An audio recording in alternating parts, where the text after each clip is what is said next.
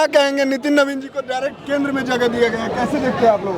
क्योंकि एक जो हमारी भारतीय जनता पार्टी एक लोकतांत्रिक पार्टी है जो लोकतंत्र का ध्यान रखती है और सभी की बात रखती है और छोटे से छोटा अंत्योदय जिसकी बेसिक सिद्धांत है उसी पे चलती है कि अंतिम व्यक्ति तक राहत पहुंचाती है। उसी से एक सभी तरह से निष्पक्ष चुनाव होता है और पार्टी का कार्यकर्ता ही राष्ट्रीय अध्यक्ष बन जाता है। केंद्र में नेताओं की कमी थी क्या जो डायरेक्ट बिहार से केंद्र में जगह दिया गया? नहीं, कमी किसी चीज़ की भी नहीं है। भारतीय जनता पार्टी के पास निष्पक्ष चुनाव होता है, उसी के बेस पे सब कुछ देखा जाता है, उसी से हिसाब से हमारे अध्यक्ष जी बने हैं। उसके लिए बहुत बहुत बधाई नितिन जी को। निष्पक्षता से नितिन नवीन जी को बहुत हर्ष का विषय है कि एक छोटे से छोटे कार्यकर्ता जो घर का भी होता है, ये और पार्टियों की तरह नहीं है कि कहीं से भी आए और कैसे भी हमने परिवारवाद चलाए, वो नहीं आता है। हमारे राष्ट्रीय अध्यक्ष बहुत अच्छे बनाए गए हैं और सभी का ध्यान रखते हुए हमारे राष्ट्रीय अध्यक्ष को बहुत बहुत हार्दिक शुभकामनाएं। हार्दिक शुभकामनाएं। मैम, परिवारवाद की चर्चा लगातार होती रही है, ये परिवारवाद नहीं बोलेंगे, कैसे देखते हैं इसे? कोई परिवारवाद नहीं है, सिर्फ अच्छे कार्यकर्ताओं, मेहनती कार्यकर्ताओं को आगे बढ़ाया जाता है। ये पार्टी की गरिमा और खूबसूरती है कि जो जितना अच्छा कार्यकर्ता उसे उतना ही आगे बढ़ाया जाता है। छोटे से छोटे कार्यकर्ता को भी अगर शीर्ष नेतृत्व तक पहुंचाया जा सकता है तो ये सिर्फ और सिर्फ भारतीय जनता पार्टी में ही संभव है। अच्छा, बंगाल में चुनाव है, लेकिन मैसेज क्या जाएगा ये केंद्र से इस बार?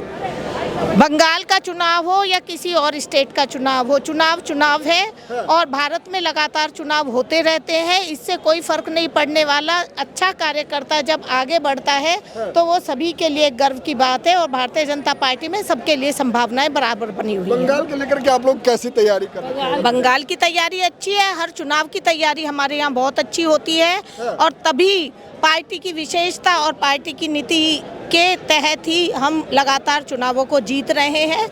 ये हमारे शीर्ष नेतृत्व की मेहनत और कार्यकर्ताओं की मेहनत का नतीजा है कि हर चुनाव, हमारा छोटा चुनाव हो या बड़ा चुनाव हो, हर चुनाव हमारा बहुत मायने रखता है और हम हमेशा जीत रहे हैं। हमेशा तो जीतेंगे। विपक्ष कहता है कि मशीन सेट है तो जितना तो तय है। ऐसा तो उनकी अपना वो हार पे बेचारे झुंझला गए हैं, इसलिए ऐसा बोल रहे हैं। बंगाल की जनता पूरे देश में देख रही है, पूरे देश की तरक्की देख रही है। बिहार की जनता ने ठान लिया है इस बार कि बंगाल में भी भारतीय जनता पार्टी की सरकार बनेगी, जिससे उनका भी विकसित भारत की ओर वो पूरा साथ देंगे। देखिए ना, विपक्ष कहता है कि मशीन सेट है तो ऑलरेडी तो जीतते हैं। भाई साहब एक बात बताइए, अगर कोई कहता है कि मशीनों में गड़बड़ है, लेकिन जब उनका कोई विधायक जीता है या कोई उनका कोई भी छोटे से छोटा पार्षद का चुनाव भी अगर जीते, ग्राम पंचायत का भी जीते, तो वो जश्न मनाते हैं और जहां उनके लोग नहीं जीतते हैं वहां वो ईवीएम पे ठीकरा फोड़ते हैं।